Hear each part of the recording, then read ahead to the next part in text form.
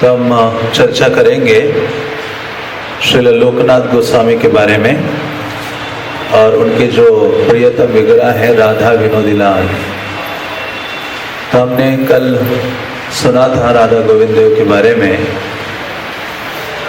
और ये भी सुना था कि किस प्रकार से चैतन्य महाप्रभु ने व्यक्त किया था कि मेरा जो प्राण है वो वृंदावन है।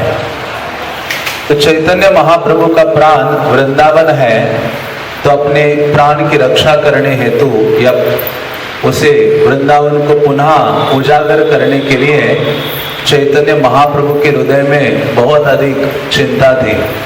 तो चैतन्य महाप्रभु जब नवद्वीप में रह रहे थे तो उस समय उन्होंने संकीर्तन शुरू किया।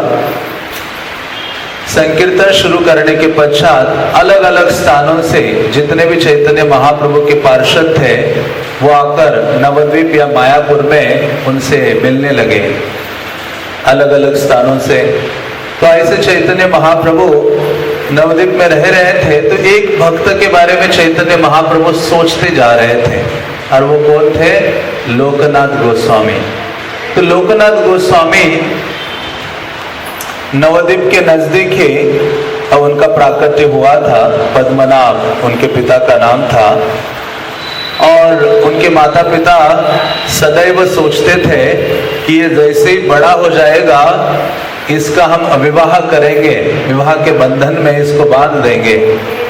तो ये जो लोकनाथ थे शुरुआत के दिनों में ही उन्होंने अद्वैत आचार्य से श्रीमद् भागवतम सीखा था अच्छी तरह से। और साथ ही साथ जब अपने पाठशाला में जाते थे तो सबसे अधिक बुद्धिमान ऐसे वो उनका व्यक्तित्व था। और जैसे बड़े हो गए तो उनके हृदय में बहुत अधिक वैराग्य की भावना विकसित होने लगी और कृष्ण के लिए अत्यधिक अनुराग उनके हृदय में जागृत हो गया। और साथ ही साथ वो चैतन्य महाप्रभु को मिलने की जो आकांक्षा है उनके हृदय में जगी, क्योंकि उन्होंने निमाय के बारे में पहले से ही सुना था बचपन से ही और चैतन्य महाप्रभु के प्रति उनका विशेष अनुराग था। और चैतन्य महाप्रभु को मिलने की जो आकांक्षा थी उनके हृदय में, जो लालसा थी, उनको लग रहा था कि बस अभी घर छोड़ के भाग जाओ और चैतन्य महाप्रभु के चरणों में अपना जो जीवन है वो पूर्णतया समर्पित कर दो। एक दिन वो ऐसे अपने पाठशाला से आए वापस, अभी वो युवा हुए थे काफी, तो उनके माता पिता सोच रहे थे कि इनका विवाह कर देते अभी कुछ ही दिनों में। जैसे एक रात्रि में उन्होंने सुना कि एक स्थान में मेरे माता पिता मेरे विवाह की चर्चा कर रहे हैं, तो उस समय उन्होंने उसी रात्रि को सोचा कि मुझे इस घर में रहना नहीं है, मुझे भागकर चले जाना है। हमारे संप्रदाय में जितने भी महान महान आचार्य हुए हैं सबने लगभग क्या किया है? घर से पलायन किया है। रघुनाथ दास गोस्वामी, रघुनाथ दास गोस्वामी भी वो चाह नहीं रहे थे, सदैव चैतन्य महाप्रभु को मिलने के लिए पागल थे। कई बार वो घर से भागे तो रघुनाथ गोस्वामी की जो माता थी मदर, उन्होंने कहा इसकी शादी कर दो। सबके शादी करने से सब ठिकाने में आ जाते हैं, है ना, बिल्कुल स्थिर हो जाते हैं। लेकिन उनके पिता ने शादी भी कर दी, लेकिन वो कहते हैं कि ये रघुनाथ को कोई भी संसार का बंधन नहीं बांध सकता। बल्कि एक बार उनकी माता ने कहा इसको लोहे की श्रृंखला से बांध दो, चैन से बांध दो। तो उनके जो पिता है वो कहते हैं इंद्र सम ऐश्वर्य श्री अप्सरा समा, कहते हैं कि इसके पास जो ऐश्वर्य है वो इंद्र के समान है। बहुत रिच थे रघुनाथ दास गोस्वामी। और उनकी जो स्त्री थी या पत्नी थी वो अप्सरा से भी अत्यधिक सुंदर थी। इस संसार में दो चीजें हमें बांधती हैं, हाँ। तो लेकिन फिर भी उनके पिता कहते हैं चैतन्य चंद्रेर बातुल के राखते पारे, जो व्यक्ति चैतन्य महाप्रभु के लिए पागल हो गया है इस संसार में कोई ऐसा बंधन नहीं है वो क्या कर सकता है, उसे बांध के रख सकता है। तो रघुनाथ दास गोस्वामी भाग के चले जाते हैं। और नरोत्तम दास ठाकुर के बारे में हम सुनते हैं, नरोत्तम दास ठाकुर भी क्या किए, हाँ, घर से भाग के चले गए और सीधा वृंदावन आ जाते हैं। तो उसी प्रकार से ये जो लोकनाथ गोस्वामी थे, जैसे इनको पता चला कि मेरे बारे में विवाह की चर्चा हो रही है, उसी रात्रि में वो भाग के निकल पड़े। 6 मील दौड़े, दौड़ कर सुबह नवद्वीप में पहुंचे। और वो कभी नवद्वीप आए नहीं थे।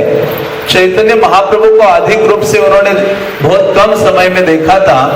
और जैसे नवद्वीप आए तो उनको ये भी पता नहीं था कि चैतन्य महाप्रभु का घर कहाँ है, कहाँ जाकर मैं निमाय पंडित को मैं मिलूंगा, क्योंकि चैतन्य महाप्रभु भी जगन्नाथपुरी संन्यास लेकर तो गए नहीं, इसलिए नवद्वीप में उनका नाम क्या था, अधिकतर निमाय पंडित था या गौर सुंदर गौरांग।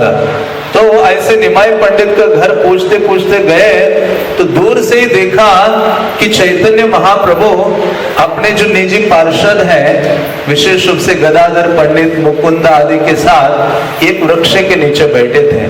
तो इन्होंने जैसे देखा दूर से ही दंडवत मार दिया। लोकनाथ गोस्वामी ने दंडवत मारकर उनके नजदीक गए।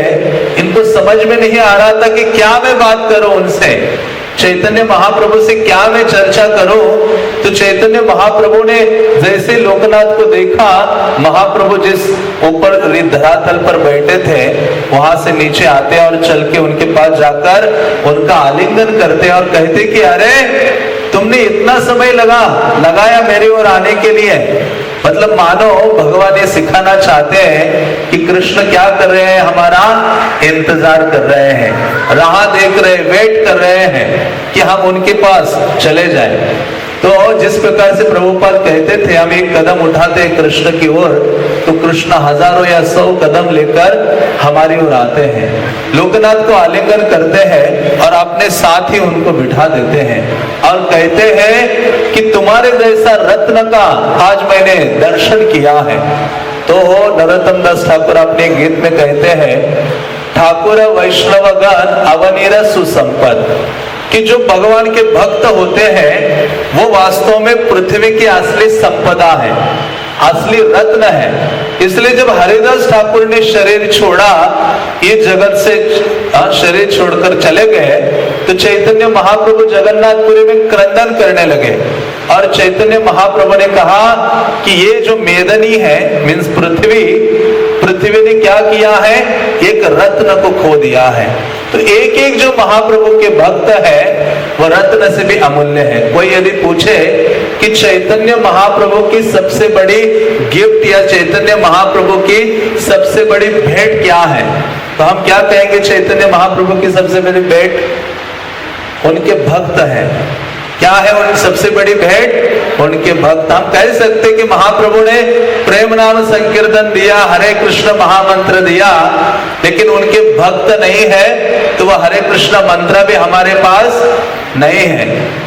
तो प्रभुपाद यदि नहीं होते तो ये महाप्रभु की शिक्षा और हरे कृष्ण महामंत्र और ये सारे जो धाम हमारे लिए कभी भी दर्शनीय नहीं हो सकते थे। तो इसलिए विशेष रूप से आचार्यगण कहते हैं कि चैतन्य महाप्रभु के जो भक्त है वो रत्नों से भी अमूल्य है, महान है, और महाप्रभु के सर्वोच्च देन है इस जगत को उनके जो डिवोटीज है, भक्त हैं। तो ऐसे लोकनाथ गोस्वामी से चैतन्य महाप्रभु ने बातें की तो बहुत विस्तार से वर्णन आता है कि सर्वप्रथम लोकनाथ गोस्वामी के पास चैतन्य महाप्रभु ने अपने हृदय की बात बताई कि मैं वास्तव में जगत में आया हूँ राधा रानी का भाव और उनकी अंग कांति धारण करके उस भाव का आस्वादन करने के लिए आया हूँ। और दूसरी चीज उन्होंने ये भी कही कि मैं तो आया हूँ यहाँ सारे जगत को हरि नाम से आप्लावित करने के लिए आया हूँ। और चैतन्य महाप्रभु ने कहा इसलिए मैं आगे चलकर क्या करूंगा, सन्यास स्वीकार करूंगा। लोकनाथ गोस्वामी तो डर गए, लोकनाथ गोस्वामी का हृदय फटने लगा। उन्होंने कहा अरे ये सन्यास ग्रहण करेंगे। लोकनाथ गोस्वामी नहीं चाहते थे कि महाप्रभु को मैं देखूं, सन्यास वो स्वीकार करें और सब जगह ऐसे वैराग्य का जीवन व्यतीत करते हुए हम भ्रमण करें। तो लोकनाथ गोस्वामी को एक चिंता थी उनके हृदय में, बल्कि चैतन्य महाप्रभु ने उसी क्षण उनको कहा था कि तुम्हें याद नहीं है लोकनाथ, तुम तो मेरे नित्य संगी हो, नित्य पार्षद हो, ब्रज लीला में तुम मंजुलाली सखी हो, जो राधा रानी की सबसे करीब सेवा करते हो। तो ऐसे चैतन्य महाप्रभु ने उनको बोला और चैतन्य महाप्रभु ने कहा, लोकनाथ, हाँ तुम्हारे लिए मेरे पास एक सबसे सुंदर सबसे महत्वपूर्ण सेवा है। लोकनाथ गोस्वामी कहते हैं कि प्रभु बताओ क्या है वो सेवा। तो कहते हैं आपको अभी के अभी कहाँ चले जाना है, वृंदावन चले जाना है। जैसे सुना उसी क्षण मूर्छित हो जाते हैं। वो कहते हैं कि जिस व्यक्ति के लिए मैंने अपना घर त्याग करके उसके नजदीक रहने के लिए मैं आया हूँ, जीवन भर उनका संग करने की इच्छा मैंने व्यक्त की है और उनके साथ ही रहूंगा, वही व्यक्ति मुझसे सेवा की याचना कर रहे हैं और मुझे क्या कर रहे हैं, अपने आप से दूर ढकेल रहे हैं। तो इसलिए भक्तगण कहते हैं कि इष्ट की सेवा के लिए अपने इष्ट का भी क्या कर देना, त्याग कर देना। ये सबसे बड़ी चीज है। इसको कहते हैं वाणी सेवा। कौन सी सेवा? वाणी सेवा।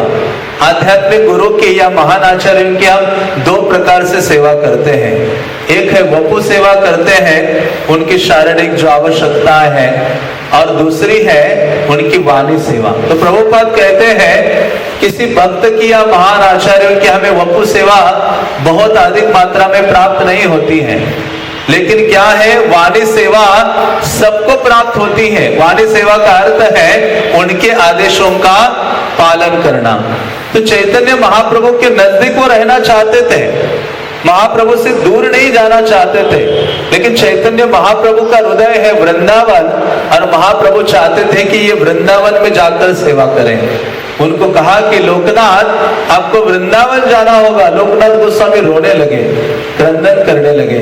चैतन्य महाप्रभु ने कहा कि हे लोकनाथ, देखो वृंदावन मेरा हृदय है और वृंदावन की जो एक एक जो पेड़ का पत्ता भी है वो इतना सक्षम है कि किसी को भी कृष्ण प्रेम प्रदान कर सकता है। वहां की रज में कोई लोटपोट हो जाता है तो व्यक्ति कृष्ण प्रेम की जो बाढ़ है अपने हृदय में धारण कर पाता है। तो इस प्रकार से महाप्रभु ने लोकनाथ गोस्वामी को वृंदावन की ग्लोरीज या वृंदावन की महिमा का वर्णन किया। और लोकनाथ गोस्वामी रोते रोते चैतन्य महाप्रभु को कहते हैं कि यदि आप इससे प्रसन्न हैं, मैं वृंदावन जाऊं और ब्रज की सेवा करूं, हाँ तो मैं जाने के लिए तत्पर हूं। क्योंकि चैतन्य महाप्रभु ने कहा ब्रज की सेवा बहुत दुर्लभ है, जहां बड़े बड़े देवतागण भी आकर ब्रज में क्या करना चाहते हैं, निवास करना चाहते हैं। वहां ब्रह्मा पर्वत बन के बरसाना में बैठे हैं, जहां विष्णु पर्वत बन के भी वहां बैठे हैं। शिव जी भी है, नंदेश्वर पर्वत बनकर नंदग्राम में है। बाकी देवताओं की क्या कहे, बल्कि ब्रह्मा जी कहते एक प्रार्थना में, मुझे तो नंद महाराज के आंगन में एक पत्थर बनना चाहता हूं, जहां सब जो ब्रज जन है जब निकलेंगे तो मेरे सर के ऊपर क्या रखेंगे, अपने चरण रखेंगे, उससे मैं पवित्र हो जाऊंगा। बल्कि सबसे जो बुद्धिमान है उद्धव भी यही याचना करते हैं कि मुझे ब्रज में एक लता, घास का तिनका बनने का सौभाग्य प्राप्त हो जाए, कि ये जो ब्रज बालाएं हैं जो कृष्ण से इतना अधिक प्रेम रखते हैं, वो जब दौड़ेगी उनके चरण की जो धूली है मेरे सर पे पड़े तो मैं पवित्र हो जाऊंगा। तो ऐसा हर कोई व्यक्ति ब्रज में निवास करना चाहता है, ब्रज की कृपा प्राप्त करना चाहता है, ब्रज की सेवा करना चाहता है। तो वैसे ही महाप्रभु ने कहा वृंदावन की सेवा सर्वोच्च सेवा है, और वो भी धाम की सेवा करने का मौका मिल रहा है। चैतन्य महाप्रभु ने कहा हे लोकनाथ जाओ और अभी कृष्ण की सारी लीला स्थलियां आप प्रकट हैं, जाकर उन लीला स्थलियों को फिर से तुम प्रकट कराओ ब्रज में। तो लोकनाथ गोस्वामी निकलते हैं। तो लोकनाथ गोस्वामी के बहुत करीबी मित्र थे, जिनका नाम था भूगर्भ गोस्वामी। भूगर्भ गोस्वामी उन्होंने कहा लोकनाथ जी, लोकनाथ प्रभु आप वृंदावन जा रहे हो अकेले? नहीं, मैं भी आपके साथ जाऊंगा। मैं अकेले नहीं रह सकता आपको छोड़कर। ये बहुत घनिष्ठ मित्र थे दोनों। तो लोकनाथ गोस्वामी कहते कि देखो आपको परमिशन लेना होगा आपके आध्यात्म गुरु का। चैतन्य महाप्रभु ने कहा भूगर्भ गोस्वामी को कि मैं तो तुम्हारा गुरु नहीं हूं, तुम अपने आध्यात्मिक गुरु से परमिशन लो, गदाधर पंडित से। तो भूगर्भ गोस्वामी गदाधर पंडित का परमिशन लेते हैं और इन दोनों की वृंदावन यात्रा शुरू होती है। लोकनाथ गोस्वामी और दूसरे कौन, भूगर्भ गोस्वामी वृंदावन की यात्रा में निकलते हैं। तो जो सबसे पहले डिवोटीज वृंदावन आए थे वो ये दोनों थे, लोकनाथ गोस्वामी। हमारे चैतन्य महाप्रभु ने सर्वप्रथम किसी को ब्रज में भेजा था अपनी सेवा के लिए, वो श्री लोकनाथ गोस्वामी थे और उनके संगी भूगर्भ गोस्वामी। ये भूगर्भ गोस्वामी का नाम भूगर्भ इसलिए है, वो भू के गर्भ में मतलब नीचे जाकर हरि नाम लेते थे। मतलब गड्ढे में जाके, थोड़ा सा जमीन के नीचे जाके एकांत में। हमें तो एकांत में जप करना मुश्किल हो जाता है, हमें लगता है सब कुछ मेरे आसपास होना चाहिए, 2-3 मोबाइल्स भी साथ हो, बच्चे भी हो, पूरा परिवार हो और बातें करते करते क्या करूं मैं, हरि नाम लेते रहो। हमारा ऐसा हरि नाम है। लेकिन यह भूगर्भ गोस्वामी, सनातन गोस्वामी, अब गोकुल जाओगे आज भी उनका वो गहरा प्लेस है जहाँ सनातन गोस्वामी नीचे जाकर हरि नाम लेते थे। भक्ति विनोद ठाकुर, आप नवद्वीप जाते हो, भक्ति विनोद ठाकुर का जो गोद्रुम द्वीप में घर है उसके अंदर उन्होंने इतना छोटा सा कमरा बनाया कि एक व्यक्ति बैठ सकता है और उसकी दीवारें इतनी बड़ी बड़ी बनाई हैं, बहुत बड़ी बड़ी दीवारें, और उसका जो डोर है बहुत बड़ा लक्कड़ यूज करके बड़ा डोर, और पूरा अंधेरा रखा है अंदर। भक्ति विनोद ठाकुर रात्रि वो जाते थे या दिन में भी उसके अंदर जाकर बैठते थे और जोर जोर से हरि नाम लेते थे, हरे कृष्णा जोर से, हरे हरे हरे राम राम राम हरे हरे। तो ऐसे आचार्य हैं। तो लोकनाथ गोस्वामी यानी दोनों वृंदावन आए। वृंदावन आकर छत्रवन में उमराव जो ग्राम है उसके निकट जो कौन सा कुंड है, किशोरी कुंड शायद, तो ये कुंड है, मुझे नाम एग्जैक्टली याद नहीं आ रहा है। तो उस बल्कि जैसे वृंदावन आए तो उन्होंने सोचा ब्रज में प्रवेश करने के लिए तो सर्वप्रथम किसकी कृपा होनी चाहिए, वृंदा देवी की। राधा रानी की तो ठीक है, लेकिन जो वृंदा देवी है, वृंदा देवी के अधिष्ठान में सारे लीला स्थलियां हैं। जो वृंदा देवी की कृपा होनी चाहिए इसके लिए वो क्रंदन करने लगे और कहने लगे कि महाप्रभु ने मुझे सेवा दी है, ब्रज के वनों को, कुंडों को, लीला स्थलियों को उजागर करने की, ढूंढने की सेवा दी है। तो हे वृंदा देवी आप कृपा कीजिए ताकि मैं ब्रज की लीला स्थलियों को दर्शन कर पाऊं, देख पाऊं, मेरे हृदय में आप स्फुरित कीजिए। तो ऐसे हरि नाम लेते लेते, भ्रमण करते करते अलग अलग वनों में, और हर रोज अलग अलग वृक्षों के नीचे लोकनाथ गोस्वामी रहा करते थे। और ऐसे ही जब वो एक उमराव ग्राम छत्रवन में जो किशोरी कुंड है उसके नजदीक एक दिन निवास किए, तो वहां उनके हृदय में डिजायर, इच्छा आ गई कि मुझे कृष्ण के विग्रह की आराधना करनी है, भगवान के विग्रह होने चाहिए जिनकी मुझे सेवा करनी है। ऐसे हृदय में लालसा जागृत हो गई। जैसे सेवा की भावना जागृत हो गई तो उसी क्षण कृष्ण स्वयं एक ब्रजवासी बनकर आ गए, और ब्रजवासी बनकर आकर एक उसी कुंड में जो विग्रह थे, ये विनोदी लाल उसी कुंड में थे, स्वयं प्रकट विग्रह है। तो उस कुंड से उस विग्रह को भगवान कृष्ण स्वयं ब्रजवासी बनकर अपने हाथ में लेकर आते हैं और आकर लोकनाथ गोस्वामी के पास आते, कहते कि देखो बाबा मैं तो अभी बहुत बूढ़ा हो गया हूं, आप क्या करो, इनकी सेवा करो। तो लोकनाथ गोस्वामी आश्चर्यचकित होते हैं, अरे मैंने अभी अभी इच्छा व्यक्त की थी और साक्षात कृष्ण मेरे पास आते हैं, उनके विग्रह के रूप में सेवा प्रदान करते हैं मुझे। तो उस विग्रह को लेकर वो क्या करते हैं, सेवा शुरू करते हैं। तो लोकनाथ गोस्वामी ने कोई अल्टर नहीं बनाया उनके लिए, कोई मंदिर नहीं बनाया था शुरुआत के दिनों में। उन्होंने क्या किया, अपने वस्त्र का ये जो उत्तरिया है उसको गले में बांध दिया और गले में बांधकर और विनोदी लाल को, राधा विनोद को क्या किया, उसी में रख दिया। ऐसे भगवान गले में लटक रहे थे, मानो हार्ट ही उनका अल्टर है। भगवान यहाँ ही बैठे रहते थे और विनोदी लाल, ये लोकनाथ गोस्वामी जहां जहां चलते थे विनोदी लाल उनके साथ साथ चला करते थे। और ऐसा वर्णन आता है कि जब बारिश का दिन होता था तो किसी वृक्ष का, जो वृक्ष के अंदर थोड़ा सा गहरा, क्या कहेंगे उसको, कोटर बनाकर उसके अंदर विग्रहों को रखते थे और खुद बारिश में खड़े हो जाते थे। पूरे दिन बारिश में भीग स्वयं जाते थे, लेकिन विनोदी लाल को उसके अंदर रख के उनको देखते रहते थे।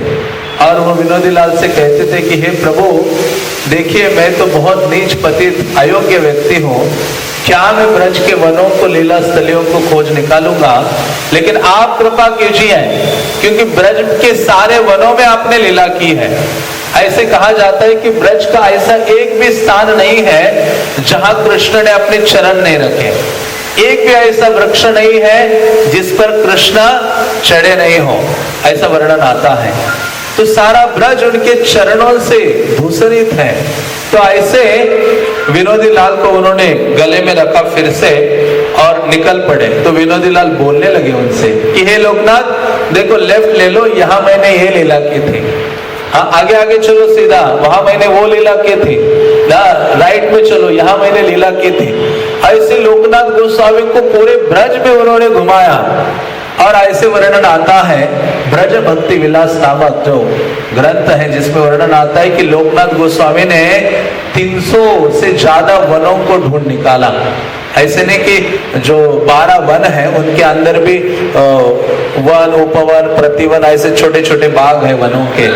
300 से अधिक वनों को स्वयं उन्होंने खोज निकाला और कई सारे लीला स्थलियों को लोकनाथ गोस्वामी ने खोज निकाला। और किसने दिखाया था उनको? स्वयं भगवान विनोदी लाल ने। तो ऐसे ब्रज में पूरा भ्रमण किया। फिर एक स्थान में उन्होंने भगवान के लिए कुटिया बनाई और जिसमें भगवान को उन्होंने रखा और जहां उनकी वो सेवा करने लगे। जैसे वो सेवा करने लगे, एक दिन वो सेवा करके उनका श्रृंगार उन्होंने किया, श्रृंगार करके आगे आकर बैठ गए और ऐसे निहारने लगे। हाँ, निहारने लगे। जैसे प्रभुपाद के समय में एक शिष्य ने प्रभुपाद से कंप्लेंट की थी। प्रभुपाद की एक शिष्या थी जिनका नाम था यमुना देवी दासी। तो ये यमुना देवी दासी विग्रह की बहुत अच्छी सेवा किया करती थी। जब वो श्रृंगार करती थी भगवान का, श्रृंगार करके अल्टर के बाहर आकर वो खड़ी हो जाती थी और मतलब उनकी आंखों से आंसू थमते नहीं थे, बिल्कुल रोते जाते थे। तो किसी ने कंप्लेंट किया, प्रभुपाद हाँ विग्रह के आगे ऐसे रोना नहीं चाहिए, तो ये यमुना दासी रोती रहती है। प्रभुपाद कहते उसको अलाउड है, वो प्योर डिवोटी है। हाँ, तो ये जो लोकनाथ गोस्वामी हैं वो भी आए, भगवान का श्रृंगार उन्होंने किया, आकर राधा विनोद के सामने खड़े हो गए। खड़े होकर भगवान को निहारने लगे, उनके सौंदर्य को, और इतने मग्न हो गए कि भगवान के लिए भोग, जो रसोई घर था उनका, भगवान के लिए भोग बनाना था, वो भोग बनाना भी भूल गए। उधर ही बैठे ही रहे, भगवान को देखते जा रहे। एक तक घंटे बीत गए। तो उनका एक जो सेवक था किसी कार्य से बाहर था, वो रसोई में आया। आकर उसने क्या देखा? उसने देखा कि रसोई में जो लोकनाथ गोस्वामी है वो राधा विनोद के लिए कुकिंग कर रहे हैं। जब वो कुकिंग वहां देखा कि तो यहाँ कुकिंग कर रहे हैं, तो अचानक वो रसोई घर से जब टेम्पल के भाग में आ गया, विग्रह के सामने देखा कि यहाँ भी लोकनाथ गोस्वामी बैठे हैं और क्या कर रहे हैं? वो विनोदी लाल का दर्शन कर रहे हैं। वो सेवक कभी रसोई घर की ओर जाता, कभी इधर विग्रह के सामने आता, देखता कि दोनों जगहों में कौन है? लोकनाथ गोस्वामी है। हाँ, और वो भोग सारा तैयार हो गया और ये यहाँ जो लोकनाथ गोस्वामी थे वो उठ जाते और देखते, अरे ये भोग तो तैयार हो गया है।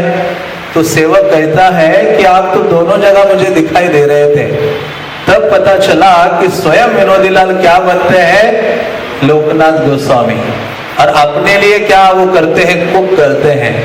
तो ऐसा जो प्रेम है लोकनाथ गोस्वामी का राधा विनोद के लिए था, और राधा विनोद का प्रेम भी किसके लिए था, लोकनाथ गोस्वामी के लिए था। तो ये ऐसे आचार्य हैं, सर्वप्रथम आए ब्रज में सबसे अधिक लीला स्थलियां उन्होंने खोजी, लेकिन विनम्रता की मूर्ति है। हाँ, जितना भक्ति विनोद ठाकुर कहते हैं, भक्त का स्वभाव क्या है, उत्तम हया अपना के माने अधम। वो कितना भी बड़ा, कितना भी योग्य व्यक्ति क्यों ना हो, भक्त सदैव कैसे बना रहता है, एक छोटा नगण्य भक्त, हाँ, एक सामान्य भक्त की तरह, एक सर्वसाधारण व्यक्ति की तरह रहता है। आचरण दासवत नीच, उसका आचरण होता है एक दास के समान, एक साधारण नीच व्यक्ति के समान वो बना रहता है। हाँ, एक अपने आप को बहुत पतित समझता है। तो भक्ति विनोद ठाकुर कहते हैं, उत्तम हया अपना के माने अधम। उत्तम होकर भी वो भक्त सदैव इसी भावना में बना रहता है कि मैं तो सभी में से क्या हूं, सर्वाधिक पतित हूं। और यही योग्यता है चैतन्य महाप्रभु की कृपा प्राप्त करने के लिए। मौसम पतित प्रभु ना पाइबे आर, मुझसे अधिक पतित कोई और नहीं है। तो ऐसी भावना एक भक्त की होती है, और भक्त बहुत अधिक विनम्र होता है। इसलिए शास्त्र कहते हैं, कैसे पता चले कि किस व्यक्ति पर चैतन्य महाप्रभु की कृपा है। आचार्यगण कहते कि जिस व्यक्ति के हृदय में विनयशीलता या विनम्रता का भाव उत्पन्न हो गया है, हाँ, वो मानो उस व्यक्ति के ऊपर किसकी कृपा हो रही है, चैतन्य महाप्रभु की। तो इसलिए वही व्यक्ति हरि नाम ले सकता है, सदैव उसकी जीवा पर हरि नाम रूपी रत्न स्थिर रह सकता है, जिस व्यक्ति का आचरण कैसा हो, तृणादपि सुनीचेन तरोरपि सहिष्णुना अमानिना मान देना कीर्तनीय सदा हरि। हाँ, ये चार चीजें कि तृण से भी अधिक नीच, हाँ, विनम्र होना, वृक्ष से भी अधिक सहनशील, और सदैव दूसरों को मान देने की भावना, और अपने आप कभी मान की आशा नहीं रखना।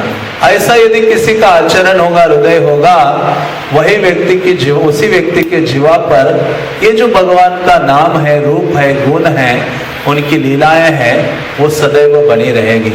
तो ऐसे लोकनाथ गोस्वामी इतने विनम्र थे, उन्होंने कहा कि मैं किसी को शिष्य नहीं बनाऊंगा, मैं योग्य नहीं हूं।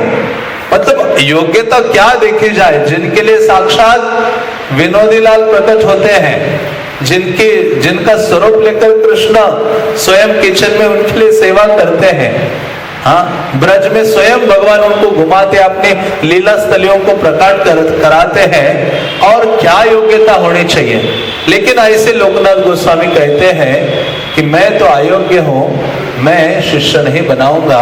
और जब कृष्णदास कविराज गोस्वामी वृंदावन के भक्तों की इच्छा को स्वीकार करते हुए चैतन्य चरितामृत का लेखन करने जा रहे थे, तो जब चैतन्य चरितामृत को लिखने जा रहे थे, तो ब्रज के सभी प्रमुख भक्तों के पास वो गए, सारे गोस्वामियों के पास गए, उनको प्रणाम किया, कहा मैं नया ग्रंथ लिखने जा रहा हूं, मुझे कृपा कीजिए, आशीर्वाद दीजिए।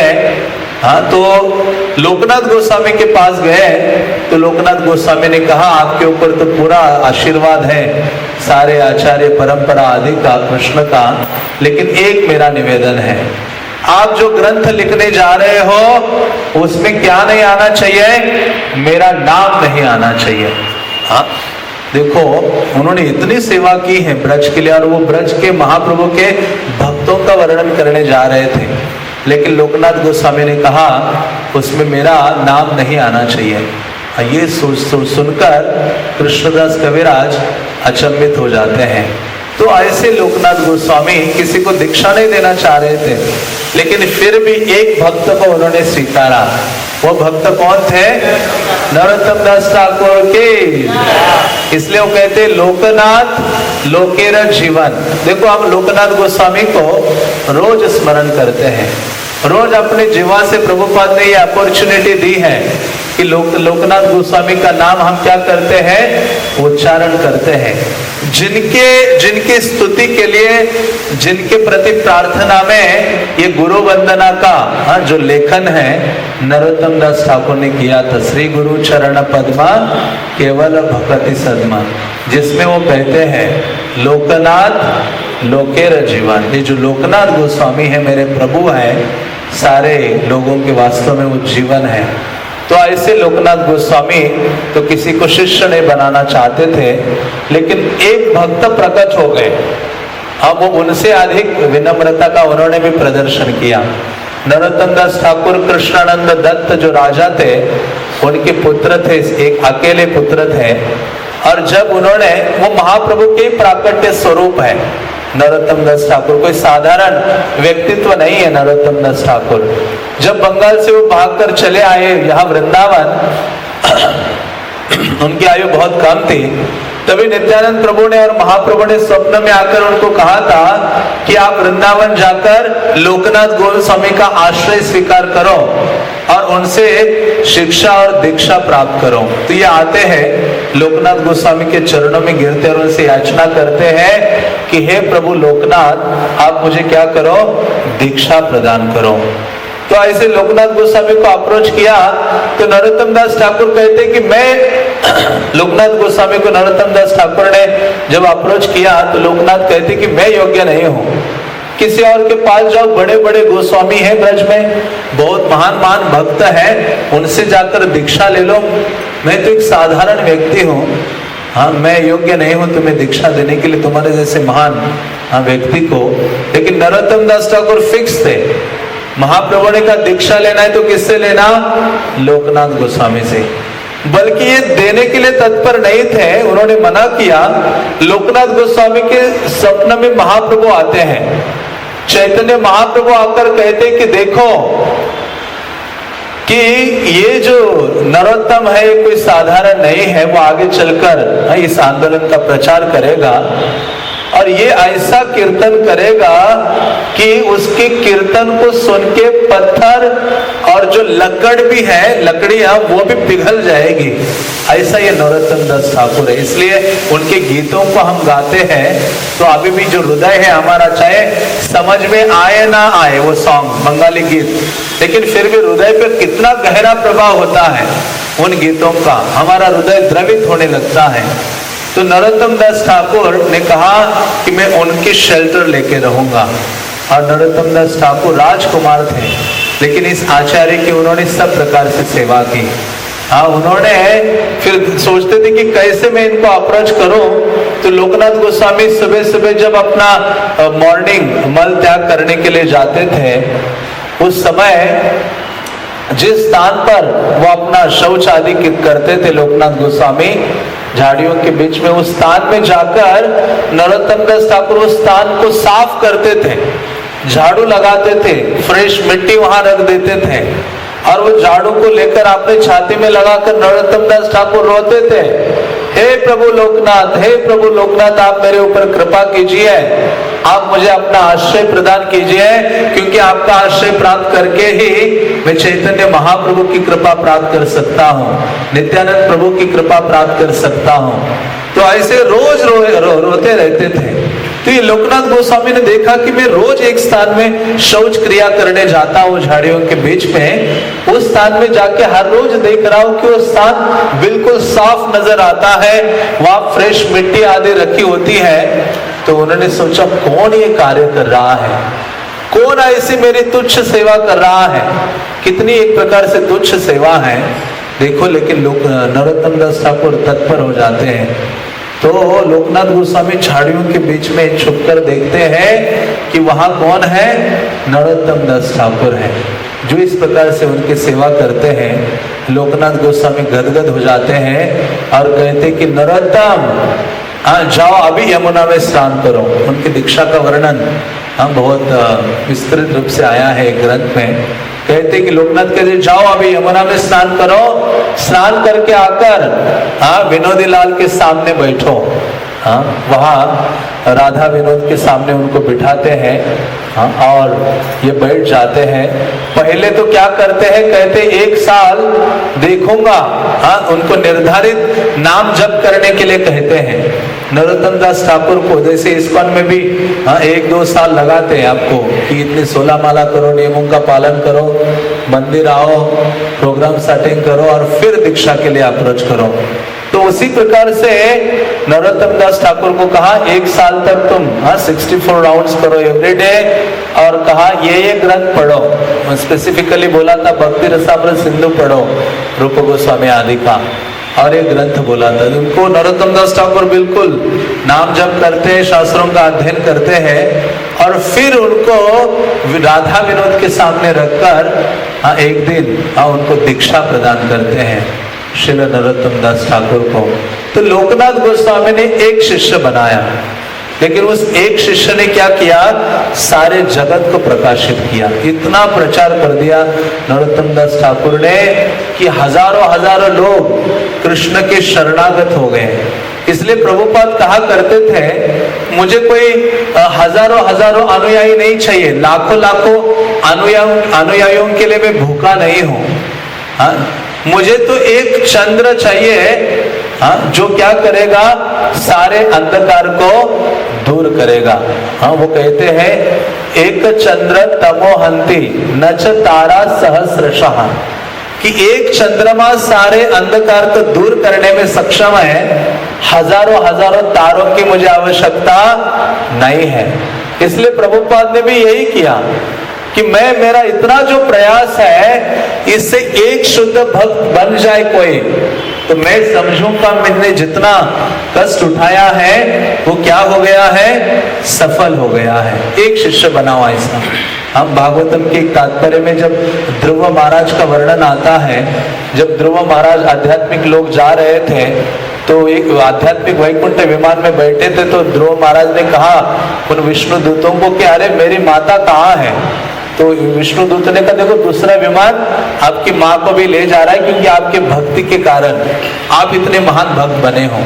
तो उसके तात्पर्य में प्रभुपाद लिखते हैं, मुझे भी ऐसा कोई एक मेरा शिष्य होना चाहिए जो मुझे भी क्या करे, अपने साथ भगवत कितनी विनम्रता, हाँ, जिन्होंने पूरे संसार को तार दिया, लेकिन फिर भी ऐसे आचार्य के हृदय में ऐसे विनम्रता का भाव, यही महत आचार्यों का गुण होता है।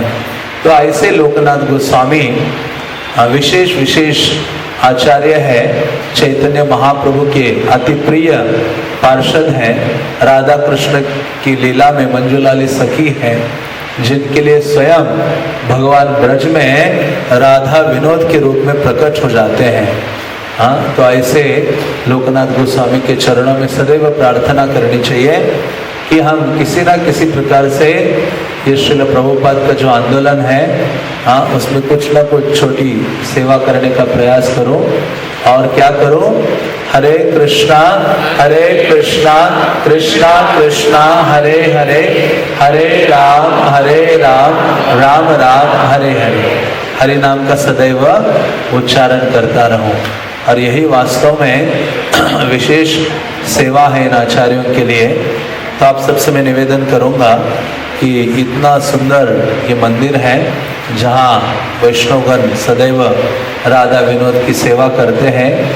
तो कोई एक डिवोटी, हाँ, प्रभु जी आ जाएंगे आपके पास उत्तरिया लेके, कुछ ना कुछ कंट्रीब्यूशन दीजिए ताकि हम यहाँ राधा विनोद की सेवा में प्रदान कर सकें।